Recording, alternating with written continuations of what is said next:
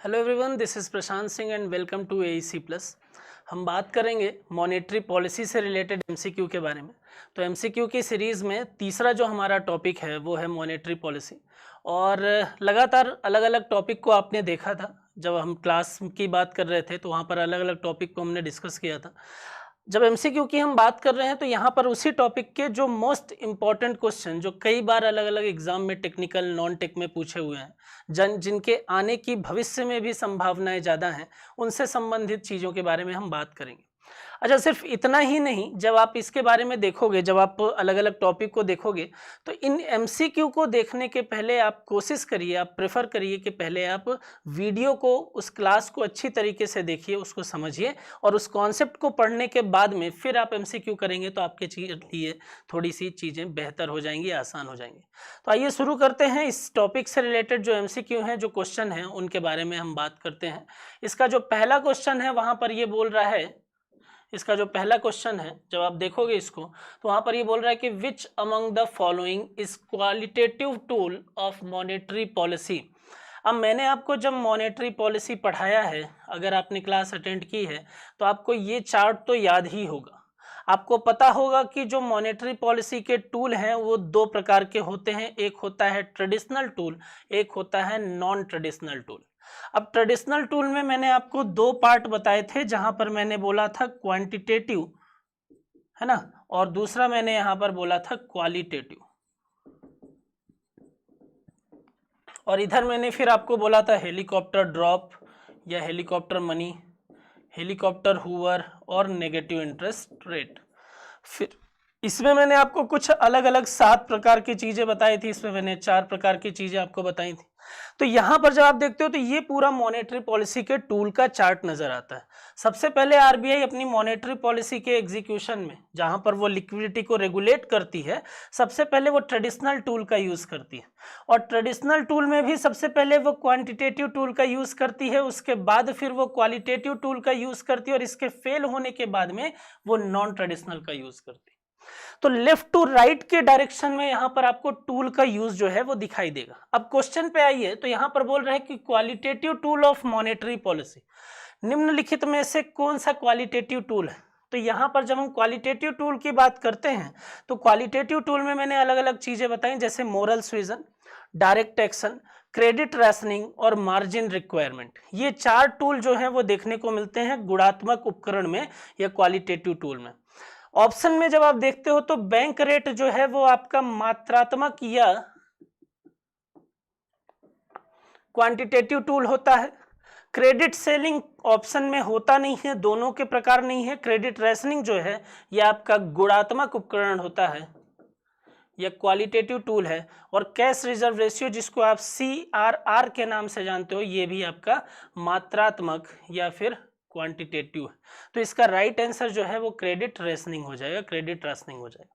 Clear? अगर आपको ये चार्ट पता था तो आप ऑप्शन को देखकर सीधे तरीके से आप ये बता सकते थे कि सर सी ऑप्शन जो है वो इसका राइट वन। ठीक है, चलिए नेक्स्ट की बात करते हैं। Which of the following is a step that the central bank will take to encourage greater investment in the economy? कौन सा एक कदम उठाएगी सेंट्रल बैंक जो भी होगी अर्थव्यवस्था में, कि अर्थव्यवस्था में अधिक निवेश को प्रोत्साहित किया जा सके या जो इन्वेस्टमेंट है उसको ज़्यादा से ज़्यादा अट्रैक्ट किया जा सके। तो इनमें से कौन सा कदम जो है वो उठाया जाएगा। अब देखिए क्या बोल रहे हैं, increase the cash reserve ratio, CRR। अगर ये इंक्रीज हो जाएगा तो बैंकों का ज़्यादा से ज़्यादा पैसा कहाँ चला जाएगा, आरबीआई के पास में। तो बैंक के पास बिजनेस करने के लिए पैसा कम बचेगा, और यहाँ पर इन्वेस्टमेंट को बढ़ावा देना है तो इन्वेस्टमेंट के लिए मनी का फ्लो मार्केट में होना जरूरी है। इस सिचुएशन से, इस प्रोसेस से मार्केट में मनी का फ्लो जो है वो कम होता है। तो ये तो पॉसिबल नहीं है, इससे ये चीज़ें एग्जीक्यूट नहीं हो सकती। दूसरा देखें तो reduce the cash reserve ratio, अगर इसको कम करते हैं तो ज़्यादा से ज़्यादा पैसा जो है वो बैंक के पास रहेगा और बैंक उस पैसे को मार्केट में फाइनेंस के फॉर्म पे करेगी।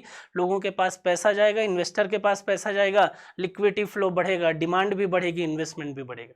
तो ये ऑब्जेक्टिव सेकंड से तो फुलफिल हो रहा है। नेक्स्ट देखो, increase bank rate, bank rate increase हो जाएगा तो वहां पर थ्योरी ऑफ इलास्टिसिटी क्या कहती है कि अगर बैंक रेट इंक्रीज होता है तो बैंक रेट के इंक्रीज होने से जो लोन लेना है कमर्शियल बैंकों के लिए आरबीआई से वो हो जाएगा महंगा। अब वो महंगा होगा तो कस्टमर के लिए लोन महंगा हो गया, और कस्टमर के लिए लोन महंगा हो गया तो डिमांड डिक्रीमेंट। तो यहाँ पर क्या होगा, इन्वेस्टमेंट को बढ़ाने के लिए डिमांड इंक्रीमेंट की जरूरत है। आपने रेट बढ़ाया, डिमांड डिक्रीमेंट हो रहा है, तो ये ऑब्जेक्टिव फुलफिल नहीं होगा, ये भी गलत हो जाएगा। Sell the government securities in the open market operation. अभी अगर हम देखें, आपको अगर याद हो तो, और नहीं तो पिछला जो एमसीक्यू सीरीज था उसमें जो टॉपिक आपने देखे थे वहां पर अगर आप देखते हो तो वहां आपको क्या पता था, ओएमओ में जब आरबीआई क्या करती है, गवर्नमेंट सिक्योरिटी बेचती है, तो बैंक और फाइनेंशियल इंस्टीट्यूशन का पैसा कहाँ चला जाता है, आरबीआई के पास में। तो इनके पास फाइनेंस करने के लिए पैसा जो है वो क्या हो गया, वो तो कम हो गया ना। बात समझ में आ रही है। तो यहाँ पर चीजें जो हैं वो इस तरीके से देखने को मिलेंगी। तो इसमें बोल रहा है कि इन्वेस्टमेंट को कैसे बढ़ाया जा सकता है, निवेश को कैसे प्रोत्साहित कर सकते हैं, तो वो कर सकते हैं जब सीआरआर अनुपात में कमी हो, जब कैश रिजर्व रेशियो कम हो, तो बैंक के पास बिजनेस करने के लिए ज़्यादा पैसा बचे, ज़्यादा से ज़्यादा फाइनेंस करे, फाइनेंस में मार्केट में लिक्विडिटी का फ्लो जो है वो इंक्रीज होगा, इन्वेस्टर के पास पैसे जाएंगे, इन्वेस्टमेंट ज़्यादा से ज़्यादा देखने को मिलेगा। बैंक दर के बारे में निम्नलिखित कौन सा कथन सत्य है। बैंक दर किसको बोलते हैं, बैंक रेट वो रेट होता है जिस रेट पर आरबीआई से बैंक क्या करते हैं, लोन लेते हैं। लॉन्ग टर्म पीरियड के लिए लोन लिया और लोन के बदले दिया क्या, इंटरेस्ट। और बैंक रेट क्या होता है, जो लॉन्ग टर्म पीरियड के लिए 1 साल से ज्यादा अवधि। ये सारी चीजें आपने पढ़ी है ना। आइए ऑप्शन में, तो आपको सब क्लियर है कि आरबीआई से लोन लेगा बैंक, उसके बदले इंटरेस्ट देगा, 1 साल से ज्यादा ड्यूरेशन का बैंक रेट होगा। बैंक दर ब्याज दर से अलग होता है, अलग है, ठीक है। अगर मैं देखूं तो इसमें पूछ क्या रहा है, निम्नलिखित में से कौन सा कथन सत्य है। पहला तो बिल्कुल ठीक है, क्योंकि कस्टमर को जो बैंक रेट या बैंक दर मिलती है वो अलग है किससे, इस बैंक रेट से, तो ये तो बिल्कुल ठीक है। Bank rate is the discount rate provided by the central bank of a country. मैंने वही बोला, central bank of a country मतलब आरबीआई है ना। भारत की अगर बात करें तो भारत के द्वारा जो बैंकों को दर, जिस दर से लोन मिलता है उसी को बैंक दर बोलते हैं, बिल्कुल ठीक है। लेकिन इसमें एक चीज याद रखना है, क्या, लॉन्ग टर्म ड्यूरेशन। फिलहाल ठीक है ये। Bank rate is defined as the rate at which the central bank of a country gives credit to commercial bank, ये भी ठीक है, बिल्कुल बात समझ में आ रही है। तो यहाँ पर अगर आप देखते हो बैंक रेट के बारे में, तो जो डेफिनेशन आपको पता है उन डेफिनेशन के आधार पर ये तीन के तीनों पॉइंट जो हैं वो सही, और ए भी सही, बी भी सही, सी भी सही, इसलिए ऑल ऑफ द अबव इसका राइट आंसर हो जाएगा। बात समझ में आ रही है। नेक्स्ट अगर मैं इसमें बात करता हूं तो यहाँ पर चीजें किस प्रकार से कि which of the statements gives an accurate picture of the effect of the increase the repo rate. Repo rate में अगर वृद्धि होगी तो उसके प्रभाव का सबसे सटीक तस्वीर इसमें से कौन से ऑप्शन में नजर आएगी, तो हम देख लेते हैं कि क्या होता है। तो पहले आप ये समझ लो कि रेपो रेट क्या होता है। रेपो रेट का मतलब होता है कि जिस रेट पर आरबीआई बैंकों को शॉर्ट टर्म ड्यूरेशन, यहां से लिया लोन और यहां से दिया इंटरेस्ट, और सामान्य तौर पर ये इंटरेस्ट कितने टाइम का होता है, ये होता है 90 डेज का। तो 90 दिनों के लिए या 1 साल से कम के लिए जिस रेट ऑफ इंटरेस्ट पर बैंक जो है वो आरबीआई से लोन लेते हैं उसी को रेपो रेट बोलते हैं। और अगर यही लॉन्ग टर्म ड्यूरेशन हो जाए तो ये बैंक रेट हो जाएगा, पिछले क्वेश्चन में आपने देखा। तो यहाँ पर क्या बोल रहा है कि कौन सा कथन रेपो रेट में वृद्धि के प्रभाव का सटीक तस्वीर जो है उसकी एकदम एक्यूरेट पिक्चर को शो करेगा। पहला बोल रहा है कि the money supply in the country will decreases, ठीक है, देश में पैसे की आपूर्ति कम हो जाएगी। अगर मान लीजिए कि ये बैंक रेपो रेट जो है वो क्या हो जाए, इंक्रीज हो जाए। रेपो रेट जैसे ही इंक्रीज होगा वैसे क्या हो जाएगा, बैंक लोन लेना कम करेंगे, बैंक से आगे कस्टमर जो है वो लोन लेना कम करेंगे, तो मनी का फ्लो में क्या हो जाएगा, डिक्रीमेंट होगा। पहली चीज, देश में पैसे की आपूर्ति में वृद्धि होगी, ठीक है। रेपो रेट जैसे ही बढ़ा तो ये लोन लेना महंगा हुआ इनके लिए और ये कस्टमर के लिए, तो यहाँ से डिमांड डिक्रीमेंट हुआ। ये वाला तो एग्जीक्यूट होगा ही नहीं क्योंकि ये दोनों यूनिवर्सल कंडीशन है ना, अपोजिट कंडीशन है, ये ठीक है। देश में धन की आपूर्ति शुरू में बढ़ेगी, कोई मतलब नहीं है इसका, और मुद्रा आपूर्ति पर कोई प्रभाव नहीं पड़ेगा, बिल्कुल पड़ेगा। कैसे पड़ेगा कि अगर मान लीजिए आरबीआई ने इसको 100 रुपए लोन दिया और रेट ऑफ इंटरेस्ट 5% का था, तो ये क्या करेगा, अगर ये कस्टमर को लोन देगा तो रेट ऑफ इंटरेस्ट 7% का होगा। बात समझ में आ रही है। अब मान लीजिए कि आरबीआई ने लोन दिया 100 रुपए का, रेट ऑफ इंटरेस्ट जो है वो इंक्रीज हो गया, इंक्रीज की कंडीशन है ना, इंक्रीज हो जाए 7%, तो क्या यहाँ ये 7% से देगा? नहीं, ये 9% से देगा। इधर जितना इंक्रीमेंट होगा उसके हिसाब से यहाँ इंक्रीमेंट दिखेगा, और इधर थ्योरी ऑफ इलास्टिसिटी बोलती है गुड्स एंड सर्विस के प्राइस में अगर इंक्रीमेंट हो रहा है तो गुड्स एंड सर्विस की डिमांड में डिक्रीमेंट होगा। आपने काफी अच्छे तरीके से इन चीजों को पढ़ा है, इसलिए इसका राइट आंसर आपको समझ में आ रहा है कि the money supply in the country will decreases, right. Next अगर मैं 5th क्वेश्चन की बात करता हूं तो which agency regulate the money supply in the India, तो मनी सप्लाई की अगर हम बात करें, रेगुलेशन ऑफ लिक्विडिटी की अगर मैं बात करता हूं, रेगुलेशन ऑफ लिक्विडिटी की अगर मैं बात करता हूं, तो रेगुलेशन ऑफ लिक्विडिटी में क्या होगा? आपको पता है कि आरबीआई अपने मॉनेटरी पॉलिसी का यूज करके, यही होता है ना, आरबीआई क्या करती है? आरबीआई अपनी मॉनेटरी पॉलिसी का यूज़ करती है, और उस मॉनेटरी पॉलिसी के यूज़ करके वो मार्केट में या इकोनॉमी में रेगुलेशन करती है लिक्विडिटी का। तो यहाँ वही पूछ रहा है कि मनी सप्लाई ऑफ इंडिया जो है उसको कौन रेगुलेट करता है? Reserve bank of India. Bharat के कंटेंट्स में अगर आप देखोगे तो आरबीआई आएगा, दूसरे देशों के सापेक्ष अगर आप देखोगे तो उस देश की केंद्रीय बैंक की बात होगी। बात समझ में आ रही है?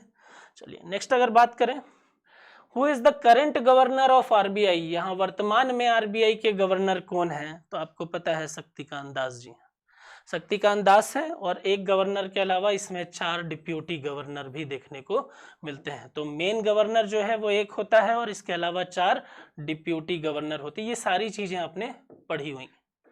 नेक्स्ट अगर हम देखें तो मौद्रिक नीति से क्या आशय है? Mean by the monetary policy the process by which the parliament control the money supply. Parliament का कोई रोल नहीं है, क्योंकि मॉनेटरी पॉलिसी या मौद्रिक नीति किसका पार्ट होता है? वो आरबीआई का पार्ट होता है, गवर्नमेंट से कोई लेना देना नहीं है। डायरेक्ट फॉर्म, इनडायरेक्टली तो मतलब चीजें जो हैं वो दिखाई देंगी आपको कि फिस्कल पॉलिसी हो, मॉनेटरी पॉलिसी, दोनों में संबंध और दोनों में बैलेंस होना जरूरी। अगर नहीं होगा तो दोनों के ऑब्जेक्टिव फुलफिल नहीं हो पाएंगे।